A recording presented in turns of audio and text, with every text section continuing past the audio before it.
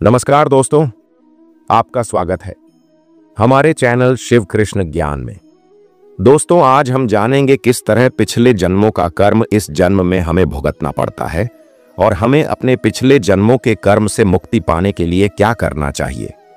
दोस्तों, एक समय की बात है, नारद मुनि धरती लोक का भ्रमण कर रहे थे। नारद मुनि हमेशा से भगवान श्री हरि की भक्ति और लोक कल्याण के लिए पृथ्वी पर विचरण करते रहते हैं। एक दिन विचरण करते करते एक छोटे से गांव में पहुंचे। वहां पर उन्होंने देखा कि अत्यंत गरीब स्त्री फटे पुराने कपड़े पहने हुए एक टूटी फूटी झोपड़ी में रहती है। उसके कपड़े फटे हुए थे और उसके पास खाने को कुछ भी नहीं था, लेकिन सबसे अद्भुत बात यह थी कि वह गरीब होने के बावजूद भी वह अत्यंत शांत और प्रसन्न चित्त थी। वह हर दिन अपने छोटे से घर में दीप जलाती है और भगवत गीता का पाठ करती थी और ईश्वर का ध्यान करती थी। एक दिन उस गरीब स्त्री के पास एक आर्षि आता है और आर्षि ने उसे ज्ञान देता और सिखाता है कि सच्चा धन बाहरी चीजों में नहीं है, बल्कि मन की शांति और भगवान की भक्ति में है। लेकिन नारद मुनि को यह सब देखकर बहुत दुख हुआ कि इतनी पूजा पाठ करने के बाद भी उस स्त्री के जीवन में इतना कठिनाइयां क्यों है। दोस्तों, नारद मुनि से रहा नहीं गया और वे तुरंत स्वर्गलोक से होते हुए भगवान श्री कृष्ण के पास द्वारका पहुंच गए। और वहां जाते ही उन्होंने भगवान श्री कृष्ण को प्रणाम किया और बोले, हे प्रभु, मैं धरती लोक का विचरण करते हुए आ रहा हूं। वहां मैंने एक ऐसी स्त्री को दिखा जो अत्यंत गरीब है, लेकिन आपकी बड़ी भक्त है। वह हर रोज आपका नाम जपती है और आपके चरणों में प्रार्थना करती है, फिर भी उसकी गरीबी दूर नहीं हो रही है। ऐसा क्यों है प्रभु? क्या आप उसकी भक्ति से प्रसन्न नहीं हैं? श्री कृष्ण ने नारद मुनि की बात सुनकर मुस्कुराते हुए कहा, हे नारद, इस संसार के सभी रहस्यों को समझना इतना सरल नहीं होता है। जो कुछ भी होता है वह एक गहरे करण और कर्म के नियम से संचालित होता है। लेकिन तुम्हारे प्रश्न का उत्तर देने के लिए मैं तुम्हें एक कथा सुनाता हूं। इसे ध्यान से सुनो और इस कथा को पूरा सुनना, क्योंकि आधा अधूरा काम विश्व समान होता है। इस कथा को सुनकर आपको समझ में आ जाएगा किसी कारणवश मनुष्य गरीब होता है और पिछले जन्मों का कर्म इस जन्म में क्यों भुगतना पड़ता है। तो चलो कथा सुनाना शुरू करते हैं। दोस्तों, श्री कृष्ण नारद मुनि को एक पुरानी कथा सुनानी शुरू की। बहुत समय पहले की बात है। एक गांव में दो व्यक्ति रहते थे। उनमें से एक था धनी व्यापारी और दूसरा था एक गरीब किसान। धनी व्यापारी के पास सोना चांदी, विशाल घर, नौकर चाकर और खाने पीने की हर सुविधा थी, और वही गरीब किसान के पास सिर्फ एक छोटी सी झोपड़ी और खाने के लिए थोड़े से अनाज के अलावा कुछ भी नहीं था। एक दिन व्यापारी और किसान दोनों की मृत्यु हो गई। व्यापारी को स्वर्ग और किसान को नरक भेजा गया। यह देखकर देवताओं ने भगवान विष्णु से प्रश्न किया, प्रभु, यह कैसे संभव है?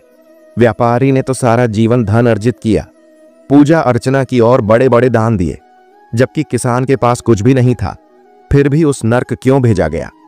भगवान विष्णु मुस्कुराए और बोले, व्यापारी ने धन अर्जित तो किया, लेकिन उसने इसे केवल अपने लाभ और अहंकार के लिए इस्तेमाल किया। उसने दान तो दिया, लेकिन इसका उद्देश्य अपनी प्रतिष्ठा बढ़ाना था। वही किसान के पास जो भी थोड़ी संपत्ति थी, उसने उसे भगवान के नाम पर समर्पित किया और हर परिस्थिति में संतोष और भक्ति को नहीं छोड़ा। वह सच्चे अर्थों में धनवान था। दोस्तों, यह सुनकर देवताओं को समझ आया कि सच्ची संपत्ति बाहरी धन नहीं, बल्कि भक्ति, संतोष और निस्वार्थ कर्म है। दोस्तों, कथा समाप्त करके श्री कृष्ण ने नारद मुनि को समझाते हुए कहा, वह गरीब स्त्री जिसे तुमने देखा, वह अपने पिछले जन्मों के कुछ कर्मों का फल भोग रही है, लेकिन उसकी भक्ति इतनी गहरी है और सच्ची है कि वह अपने कर्मों को समाप्त कर रही है। बस संतोष और श्रद्धा से भरी हुई है और यही उसका सबसे बड़ा धन है। वह मुझसे कुछ भी नहीं मांगती है, केवल मेरी भक्ति करती है, इसीलिए मैं उसके साथ हूं। दोस्तों, फिर से नारद मुनि ने श्री कृष्ण से पूछा, प्रभु, लेकिन क्या आप उसकी गरीबी को दूर नहीं कर सकते? क्या आप उसे धन संपत्ति नहीं दे सकते? दोस्तों, फिर श्री कृष्ण मुस्कुराकर कहा, नारद, यदि मैं उसे धन दूं तो वह अपनी भक्ति और संतोष खो देगी। धन अक्सर मनुष्य को भटकता है। जो लोग सच्चे संतोष से भरे होते हैं वे धन की परवाह नहीं करते हैं। उसकी गरीबी ही उसकी भक्ति को शुद्ध और मजबूत बनाती है। लेकिन तुम चिंता मत करो, जब उसके कर्म पूर्ण हो जाएंगे तो वह न केवल इस जन्म में बल्कि अगले जन्मों में भी सुख और समृद्धि का आनंद उठाएगी। दोस्तों, नारद मुनि को श्री कृष्ण की बातें सुनकर नारद मुनि को समझ आ गया। उन्होंने श्री कृष्ण को प्रणाम किया और वापस धरती लोक पर आए।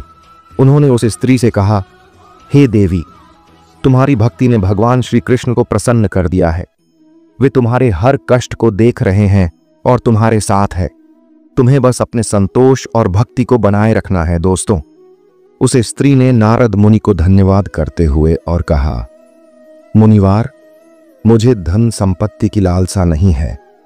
मेरा सबसे बड़ा धन मेरी भक्ति है। दोस्तों, नारद मुनि ने यह सुनकर सोचा, सचमुच सच्चा धन तो भगवान का नाम है। दोस्तों, नारद मुनि जब उस स्त्री के बात सुनकर लौट रहे थे तो उनके मन में गहरा विचार चल रहा था। वे सोच रहे थे कि भक्ति और संतोष में जो शक्ति है वह धन संपत्ति से भी अधिक मूल्यवान है। फिर भी कहीं ना कहीं उनके मन में यह प्रश्न बार बार उठ रहा था कि क्या सच्चे भक्तों को भी कष्टों का सामना करना पड़ता रहेगा? क्या ईश्वर उनकी कठिनाइयों को दूर करने के लिए कुछ नहीं करेंगे? दोस्तों, यह सोचते हुए नारद मुनि एक बार फिर श्री कृष्ण के पास द्वारका लौट आए। उन्होंने श्री कृष्ण से निवेदन किया, प्रभु, आपकी कथा ने मेरे सभी संदेह दूर कर दिया है, लेकिन फिर भी मेरा हृदय कुछ उस स्त्री के कष्ट देखकर व्याकुल है। क्या आप उसे थोड़ा सा भी आराम नहीं दे सकते? क्या उसकी कठिनाइयां उसके भक्ति पथ को और कठिन नहीं बना देगी?